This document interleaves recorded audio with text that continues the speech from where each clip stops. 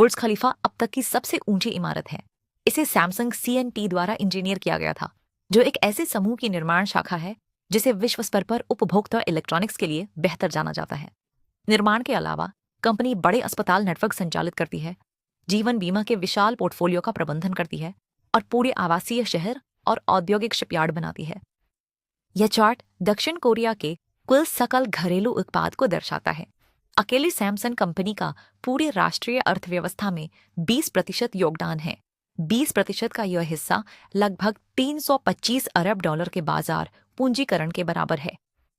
80 अलग अलग उद्योगों में काम करते हुए इस निगम ने एक संप्रभु स्वतंत्र राष्ट्र के बराबर धन और प्रभाव हासिल कर लिया है। यह समझने के लिए कि एक अकेले निगम ने इतनी शक्ति कैसे हासिल की, हमें आधुनिक क्षितिज से परे देखना होगा और उस समय में वापस जाना होगा जब लगभग कुछ भी नहीं बचा था। 1950 के दशक में कोरियाई युद्ध की तबाही के बाद दक्षिण कोरिया की अर्थव्यवस्था पूरी तरह नष्ट हो गई थी। घरेलू उत्पादन रुक गया था, जिससे देश आपातकालीन खाद्य राशन और विदेशी सहायता पर निर्भर होकर रह गया था। इस मलबे के बीच ली ब्युंगचुल सैमसंग सांगहो नाम की एक छोटी सी ट्रेडिंग पोस्ट चलाते थे। 1938 में उनके मुख्य सामान में सूखी मछली, स्थानीय सब्जियां और नूडल्स शामिल थे।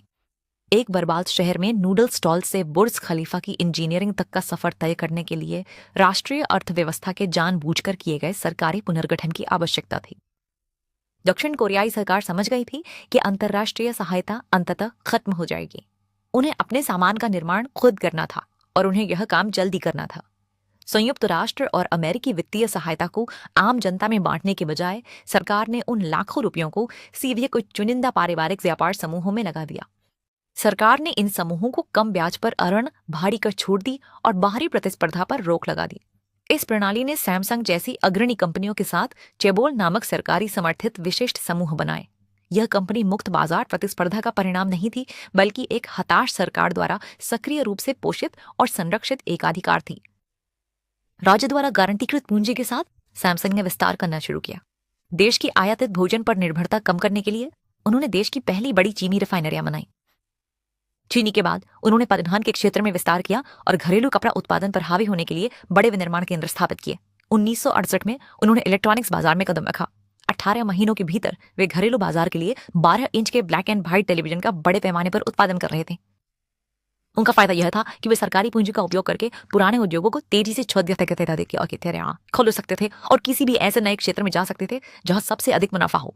1990 के दशक तक इसी निरंतर बदलाव ने उन्हें सेमीकंडक्टर के क्षेत्र में पहुंचा दिया। उन्होंने भारी निवेश किया और दुनिया के सबसे बड़े माइक्रोचिप निर्माता बन गए। उनका हार्डवेयर इतना जरूरी हो गया कि जब 2007 में पहला आईफोन लॉन्च हुआ तो उसका प्रोसेसर सैमसंग ने बनाया था।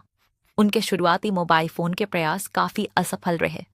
1986 और 1988 में लॉन्च किए गए मॉडल बाजार में कोई जगह नहीं बना पाए। सफलता आखिरकार 1994 में SH770 के लॉन्च के साथ मिली, जिसने घरेलू बाजार के आधे से अधिक हिस्से पर कब्जा कर लिया और गैलेक्सी स्मार्टफोन लाइन के लिए रास्ता तैयार किया। सरकार के असीमित समर्थन ने कंपनी को वह एक चीज दी जिसकी अन्य स्टार्टअप्स में कमी थी, और वह थी दिवालिया हुए बिना कई बार असफल होने की क्षमता। चेबोल प्रणाली ने एक बर्बाद देश को एक समृद्ध औद्योगिक महाशक्ति में बदल दिया, जिसे हान नदी के चमत्कार के रूप में जाना जाता है। सैमसंग के निर्यात और घरेलू नियुक्तियों ने लाखों नागरिकों को युद्ध के बाद की गरीबी से बाहर निकाला, लेकिन सत्ता के इस केंद्रीकरण ने विवादों का एक लंबा इतिहास पैदा किया, जिसमें परिवार से जुड़े बड़े रिश्वत कांड भी शामिल थे, जो 1996 में सामने आए। अगले कुछ दशकों में कंपनी के वारिसों को बड़े पैमाने पर कर चोरी और राजनीतिक भ्रष्टाचार के बार बार आरोपों का सामना करना पड़ा। एक ऐसी प्रणाली जिसने देश को उबारने के लिए काम किया, उसमें एक ऐसा विशिष्ट कॉर्पोरेट वर्ग बना दिया जिसके पास कानूनी छूट के साथ काम करने की काफी ताकत है। शीर्ष अधिकारियों की अक्सर जांच होती है और उन्हें जेल की सजा सुनाई जाती है। फिर भी उन सजाओं के बाद लगभग हमेशा आधिकारिक राष्ट्रपति माफी मिल जाती है। यह माफी इसलिए दी जाती है क्योंकि राष्ट्रीय अर्थव्यवस्था कंपनी के दैनिक कार्यों पर पूरी तरह निर्भर है। नेतृत्व को जेल में डालने का मतलब है देशव्यापी आर्थिक पतन का जोखिम उठाना। यह विरासत, निरंतर विविधीकरण और राज्य समर्थित एकाधिकार की अनिश्चित प्रकृति का परिणाम दर्शाती है।